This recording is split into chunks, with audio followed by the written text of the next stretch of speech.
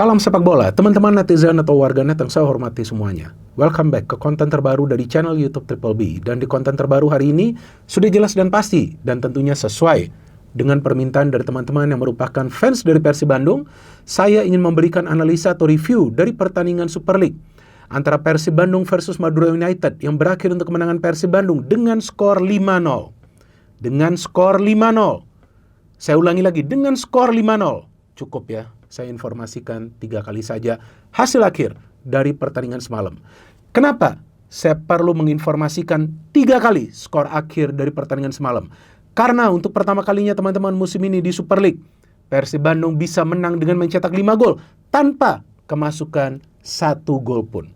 Karena kita tahu sebelumnya banyak sekali narasi di sosial media yang mengkritisi permainan dari Persib Bandung. Bukan saja karena Persib Bandung adalah tim yang mengandalkan permainan pragmatis alias strategi dari Boyan Hodak yang mengandalkan defense and counter attack, tetapi juga kesulitan bagi para pemain Persib Bandung untuk mencetak banyak gol dalam satu pertandingan.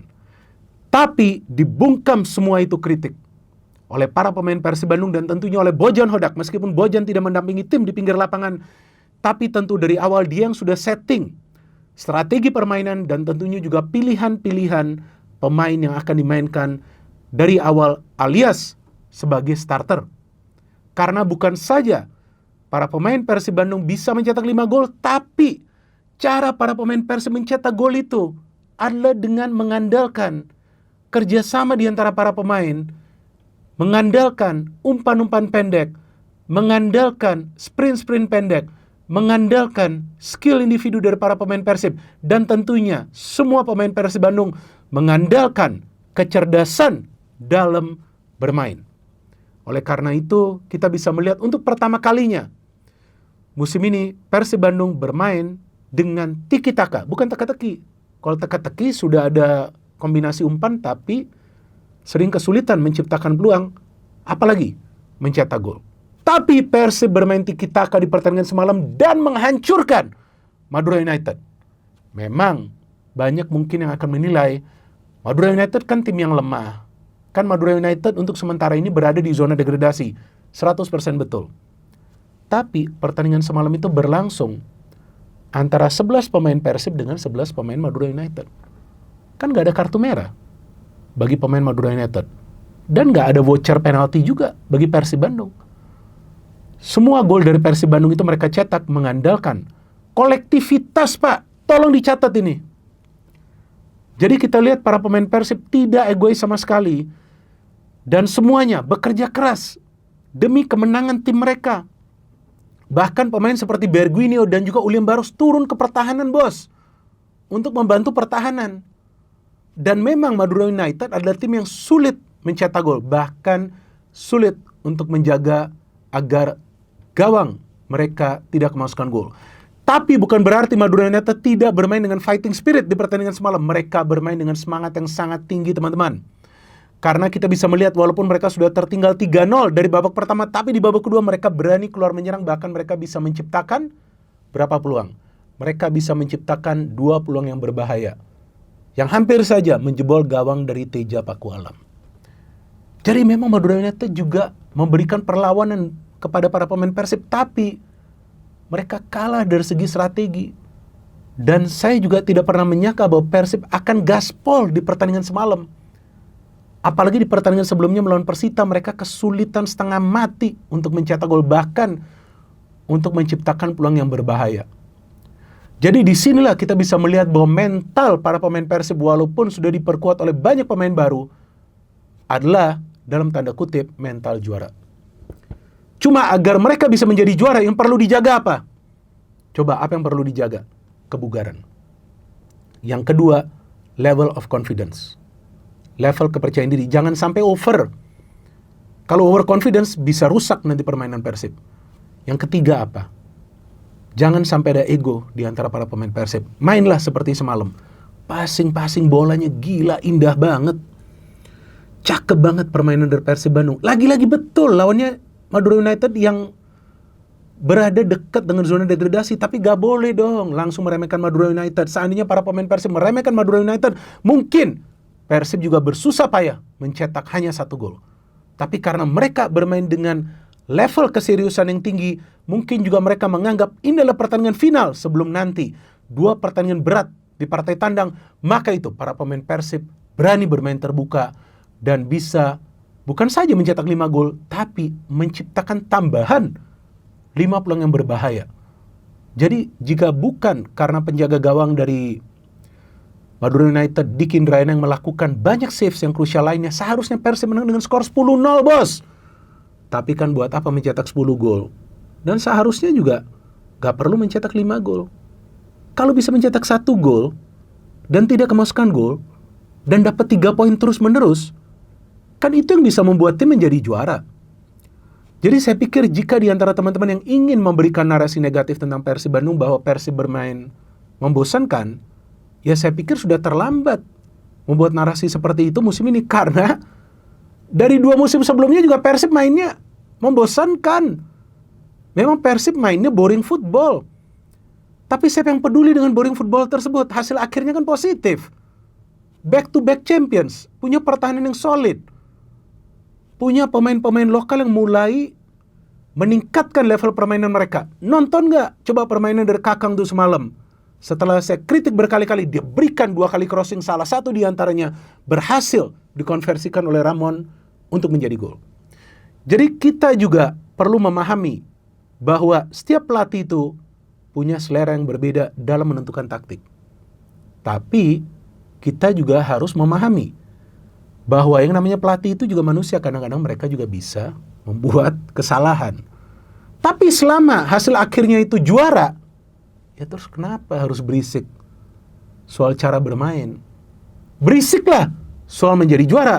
Ya, jadi pertama-tama saya ingin memberikan informasi dari starting lineup kedua tim. Kenapa saya semangat? Saya harus semangat kalau saya buat konten. Kenapa saya gak boleh semangat? Harus dong saya semangat ya. Jadi bukan karena Persib menang 5-0 ya, tapi ini jelas adalah performa 5 bintang dari Persib Bandung. Gila ini benar-benar permainannya. Oke, dari starting lineup, nah di sini Bojan Hodak hanya melakukan 2 perubahan. Ini yang saya kaget dan juga saya mengatakan pada saat siaran langsung. Kok bisa Bojan Hodak melakukan 2 perubahan di lineup dan 2 pemain yang kali ini dia turunkan dari awal dan yang tidak dia turunkan dari awal di pertandingan sebelumnya melawan Persita justru mencetak gol di babak pertama. Apakah Bojan memakai paranormal nih? Saya jadi bingung juga. Kenapa ini pelatih bisa tahu apa yang perlu dia lakukan dan membawa dampak yang positif berkali. Terus apalagi sih yang diributkan soal Bojan Hodak? Seharusnya kalian yang merupakan fans dari Persib Bandung itu harus bersyukur punya Bojan Hodak. Karena dia yang bisa mengubah tim ini punya yang namanya the winning mentality.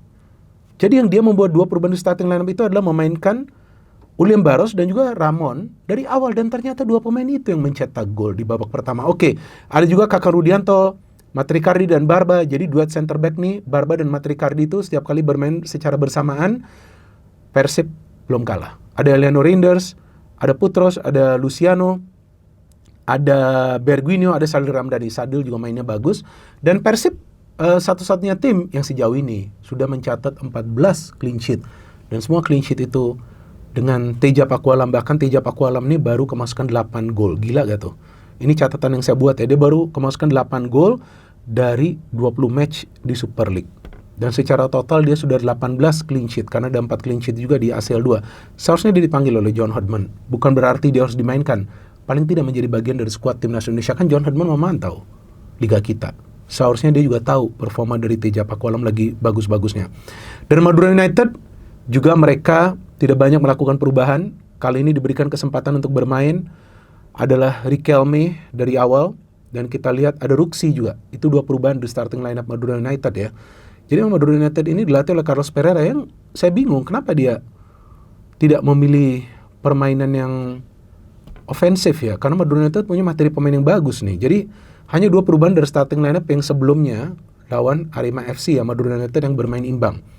Sisanya kita tahu ada Aji Kusuma, ada Lulinia, ada Palic, ada Iran Junior, ada Nurdiansyah, ada Mendongka, Montero cukup baik di pertahanan. Ada juga kita lihat di back sebelah kanan Ferian ya, dan penjaga gawang Diki Indrayana. Kenapa saya katakan seharusnya Carlos Pereira meminta para pemain Madura bermain sedikit ofensif? Karena banyak pemain yang bagus nih Iran Junior, Lulinia. Tapi babak pertama mereka diminta bermain di belakang, mana bisa bos.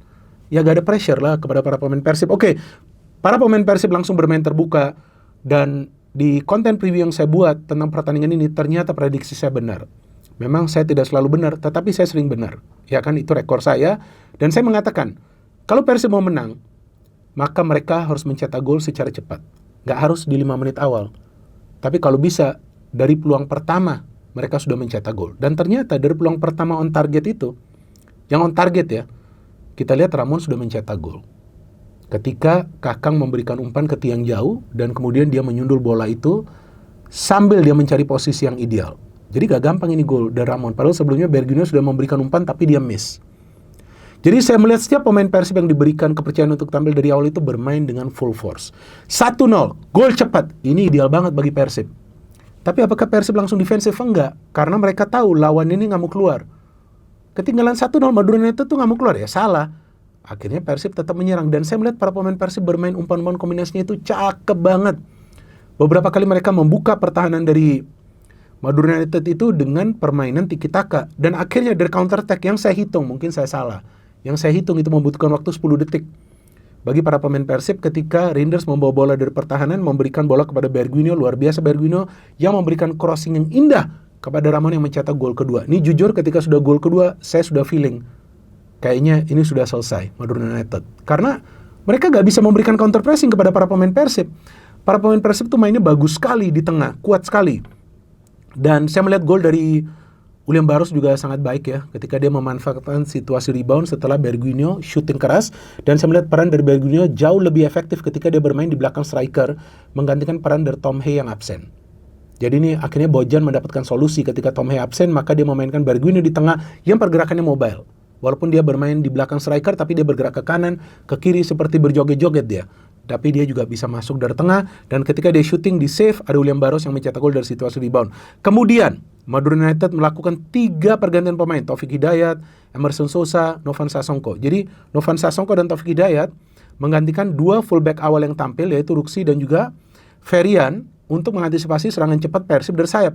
Apa yang dilakukan oleh bukan Bojan Hodak, Igor Tolic ya, dia memainkan Beckham Putra, betul, untuk menggantikan di sebelah kiri ini ya, kalau nggak, dia menggantikan Ramon dengan Beckham Putra, Andrew Yung dengan Sadil Ramdhani. Berarti Andrew menempati posisi Ramon, Beckham menempati posisi Sadil di sebelah kiri, dan dia mengganti Bergwijn dan memainkan Adam Alis. Berarti Bergwijn yang sebagai attacking midfielder diganti oleh Adam Alis. Adam Alis adalah box-to-box midfielder, jadi tampaknya diinginkan agar ada tambahan pemain yang ikut terlibat dalam proses serangan. Dan saya melihat Barba mainnya cakep banget. Barba bahkan seperti kreator serangan bagi Persib.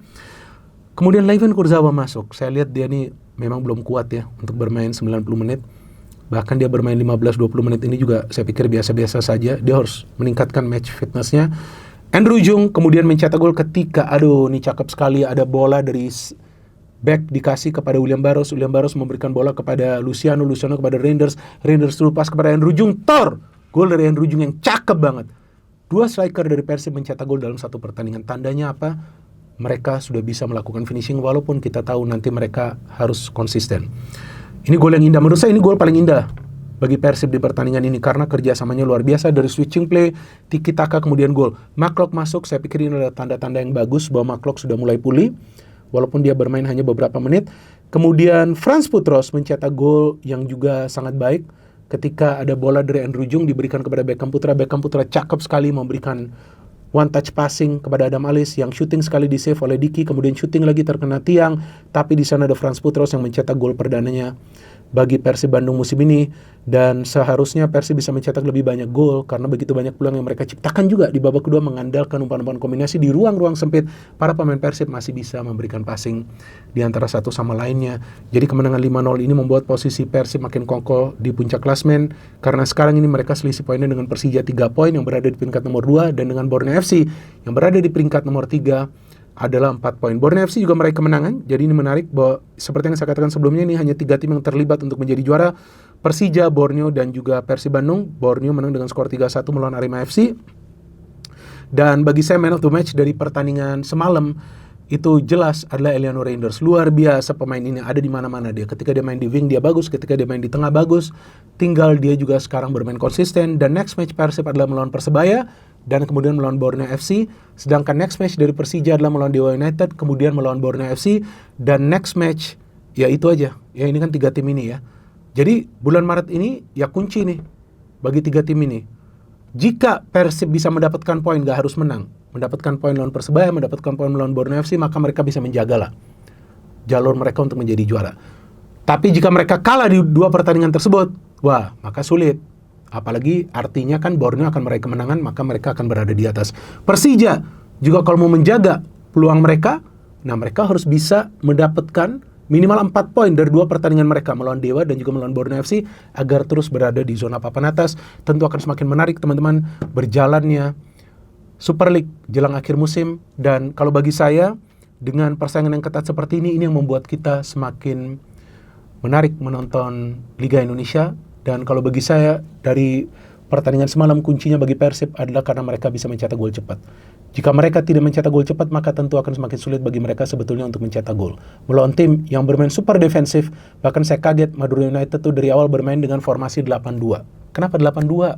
Padahal mereka ada lini yang menciptakan 2 peluang di babak kedua yang berbahaya yang bisa di-save oleh Teja Pakualam. Jadi jangan aneh-aneh juga ya, kirim-kirim DM ke saya, kenapa gak cepat bikin review dari pertandingan, karena kan saya siaran.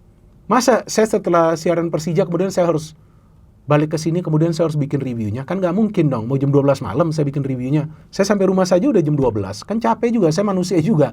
Tapi tetap, saya akan setia memberikan kalian analisa-analisa yang pakai akal sehat. Dan buatlah konten ini sebanyak mungkin viewsnya, biar sampai ke pelosok-pelosok bahwa Persib Bandung menunjukkan performa 5 bintang mereka. Tinggal kita tunggu apakah mereka akan mendapatkan 5 bintang tersebut di akhir musim ini. Konsistensi adalah kunci bagi Persib jika mereka ingin menjadi juara. No hit, no politics, only football. Salam sepak bola.